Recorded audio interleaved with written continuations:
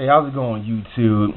I'm gonna play this news clip that's coming out of Kansas about a woman allegedly stabbing her own child so he can go to heaven.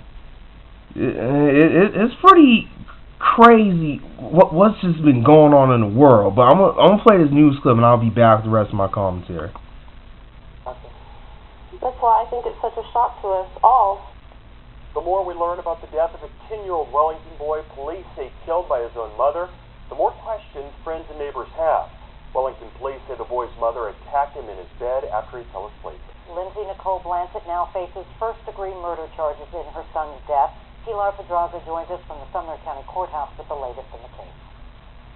Cindy, this is where the Sumner County attorney formally filed charges against Blancett this afternoon. In that filing, he said that Caleb's mother decided that her son's life would be full of suffering and that he'd be better off in heaven. They were really sweet kids, and the mom didn't seem like she was capable of doing something like that. And I never even seen her raise her voice at him. Everything seemed to be pretty normal. I mean, I've seen Nicole and the boy walking by this house last week. Matter of fact, and everything seemed normal to me. It's an attack those who knew the Blancetts are struggling to understand, mourning the loss of a 10-year-old they loved. He was rambunctious. He was silly. He loved to run around. He had a little scooter. Him and my brother raced their scooters around, and they played all the time. They jumped off trampoline right next door, and all those kids got along really well. And a woman they called friend. It was unbelievable. I couldn't believe it. How could it be true? He's only 10 years old. He was just a kid. We're, as parents, supposed to be their protectors. And to protect them, I don't understand. But the county attorney says Caleb's mother, Lindsay, felt her son's life would be full of suffering and he'd be better off in heaven. In the formal complaint he filed against Lindsay Blancett, the county attorney says she waited until the boy was asleep, then took a knife and a rock into his room. The complaint says she stabbed and beat him until he died. Police responded to a 911 call of a death at the home shortly before midnight. Caleb had sustained a wound to his chest. Caleb was subsequently pronounced deceased by Wellington EMS at around 12:05 a.m. this morning. Even veteran officers are struggling to deal with this crime. This is tough, and I apologize. I've been with Wellington for 27 years. This one's tough. Both police and friends are asking for prayers for the Blancett family tonight. Meanwhile, the Sumner County attorney said that he expects the mother to make her first appearance here at the Sumner County Courthouse before a judge Thursday afternoon. Caleb's younger sister was at the home at the time of the attack. Police took her into protective custody until they could get her to other family members. Wow. That's... Damn. That's crazy. Yeah, my condolences go out to the family members.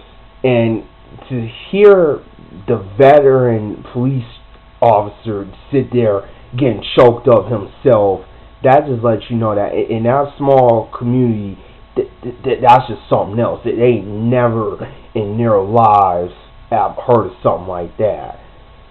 So basically the mom felt that her child was just going to have a life of misery and nothing would be sunshine and rainbows. You know, it's messed up whenever you read about stories like this, because let's be honest, kids are innocent. I mean, from the time they were born to about 12, 13, like this is their childhood, and you want to let them be kids because I'm gonna be honest with you, as a black male who's about to be 25 years old, basically a young adult, it's crazy in this world. It just really is. Like, I think what it was, she was so concerned with what's been going on that she didn't want her child to be exposed to this. But you just cannot go ahead and murder your own son like that. She waited till he fell asleep and like you're in the video clip, beat him with a rock and a knife pretty much until he was dead. I mean, that whole community is like, she was never like that. She was She never yelled at him. She was a very nice woman. So now we got the prosecutors, the police have to look into this woman's life and ask, okay, why did she do that? That just doesn't seem normal. Her, like, you murdered your own son, but yet there was his little sister was still in the room, and oh yeah, they got her out quick, because right now, you know, her mother is in jail. Her brother is dead, and you know, I don't know if she was the only sibling left, but it's gonna be tough for her daughter as well, because she has to grow up and she has to realize that, you know, her life is kind of shattered, and it's crazy. I mean, yes, the world is fucked up. Yeah, excuse the language. You look at the ever-changing world, what's going on, and you see it's crazy. It is not like sunshine and rainbows. Everything is good. We have war. People are dying. You know, homelessness. Just a whole slew of issues in the world. So, yes, it is crazy like that. But at the same time, there's a lot of good in the world as well. It really is. But it's just hard to see this innocent child die like that. Not at the hands of someone else, but of his own mother. So, this is crazy. So, you know, the link will be in the box. I'll actually have a few links so you guys can read up on the story.